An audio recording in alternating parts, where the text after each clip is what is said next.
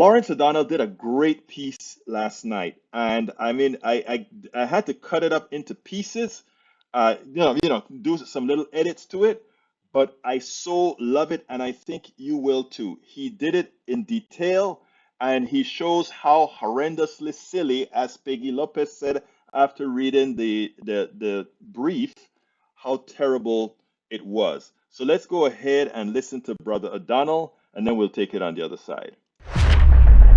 Nobody has done more for Christianity, nobody has done more for religion of all types than me. That is the latest burst of verbal dementia from Donald Trump in an interview today with the Christian Broadcasting Network. Donald Trump thinks he has done more for Christianity than Jesus Christ. Donald Trump is uneducated in all things, and so he does not know who Christianity is named after. And so it is ironic, to put it mildly, that 3 of the Supreme Court justices appointed by the only blasphemous president in history are leaning heavily on their religion as they willfully, for the first time in American history, revoke a constitutional right. In the draft Supreme Court opinion that will live in infamy, Samuel Alito says on page 1, the Constitution makes no mention of abortion. The Constitution also makes no mention of the right to travel. The government has never granted us the right to travel, yet we have always had it. Roe versus Wade linked the right to abortion services to the right to privacy, which we also always assumed that we have, but the Constitution doesn't mention a right to privacy, and Samuel Alito and a majority of the Supreme Court don't believe that you have a right to privacy, but they do believe that they have a right to privacy, which is why the Chief Justice of the Supreme Court, for the first time in its history, has ordered an investigation of the very worst thing that has ever happened to the Supreme Court. The court's privacy has been invaded. The Chief Justice calls the violation of the court's privacy a, quote, egregious breach of trust. And that's how the Supreme Court feels when they lose their privacy. It's egregious for them. They don't care how you feel when they take your privacy away. The private deliberations of the Supreme Court have been invaded by the leak of the Alito first draft of the revocation of a constitutional right. Samuel Alito says that a right to abortion services is not, quote, deeply rooted in this nation's history. Women on the Supreme Court are not deeply rooted in this nation's history. Nowhere does the Constitution say that women can serve on the Supreme Court. Nowhere does the Constitution say that black people can serve on the Supreme Court. The founders thought only white men should ever serve on the Supreme Court. The founders were the original proponents of affirmative action exclusively for white men. Founders deeply and fervently believed in carrying out the mass murder of as many members of the native tribes of this continent and enslaving as many black people as was necessary for white men to reign supreme in this land. That is deeply rooted in this nation's history. If you are using deeply rooted in this nation's history as the basis for what you think is right and just, then you are lost. You are morally lost.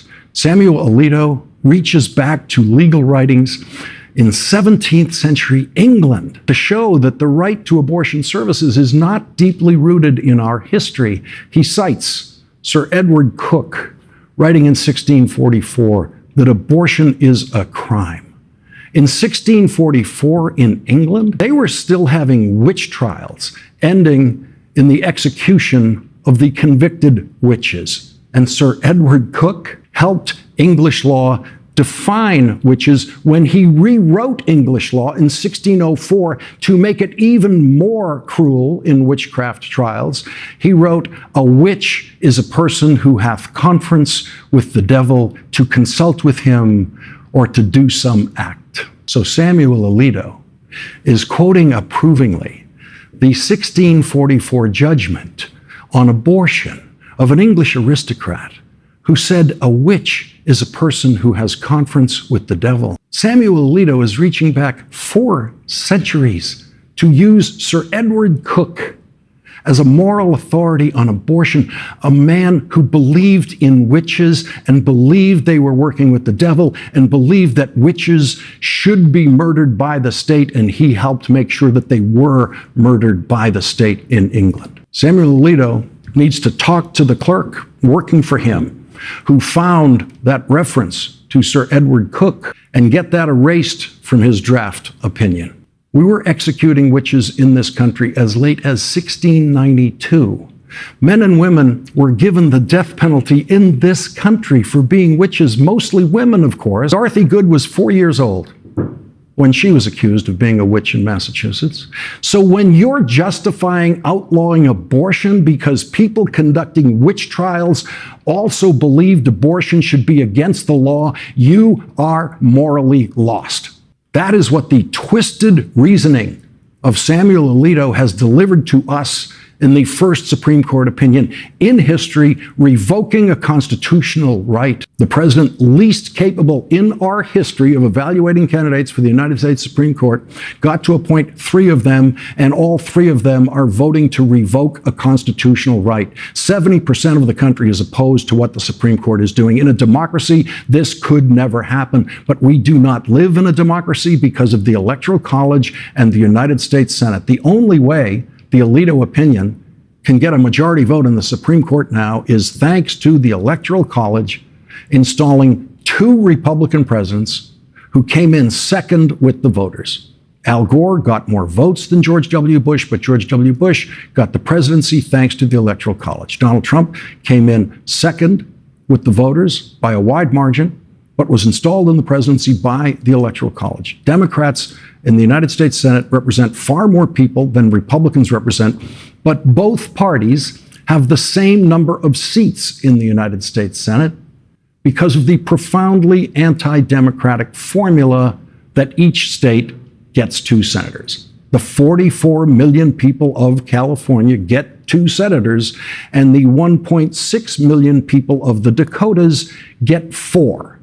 That is not democracy. That can never be democracy. And so 70% of the country is living tonight under the anguish and the weight of minority rule. 70% of the country is losing a constitutional right against their will. 70% of the country has had that constitutional right for their entire lives. But for Samuel Alito, that is not deeply rooted in this nation's history.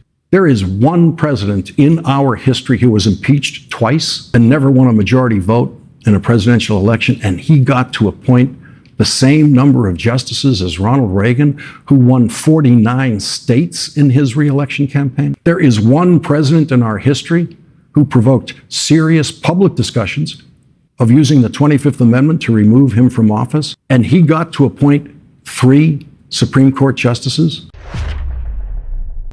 That is amazing. When the one person that knows how to break things down expertly, perfectly, is Lawrence O'Donnell. First, you notice what he talks about. In Alitos used the phrase that it's not in our nature, or that's not very American. And Lawrence O'Donnell said, wait a minute, and what's wrong with that? If we try to do things the way we've always done it, look at all the bad things that we've done under that name. No, let's move forward. Let's move forward. And to take this right away from women, to take the right away from women, to put them into purge. Daniel Ledo, I suggest you read the piece that Brother Rudnin gave to us about what, if you really wanted, if you honestly cared about life, if you really cared about women, you would make sure that we had family leave, childcare. You would make sure we have all those things. But whereas you show all this concern, and I'm talking about those on the right, show all this concern for the unborn, I find it ironic. I find it ironic that you don't want to support the policies that will ensure that a parent with a kid can be made whole. We spend a lot of time deconstructing the news, trying to parse it into a form that everybody can understand. We try to find those little nitpicks where it flies above the fray, etc. If you really like these videos that we do, I want to ask a big favor. Please go ahead. Number one, subscribe to our channel, and number two, please join if you can. Thank you so kindly for watching. Keep watching. Please remember to share. We must populate the entire internet with our progressive message, a message that we know is what most Americans say that they want. So help us, please join.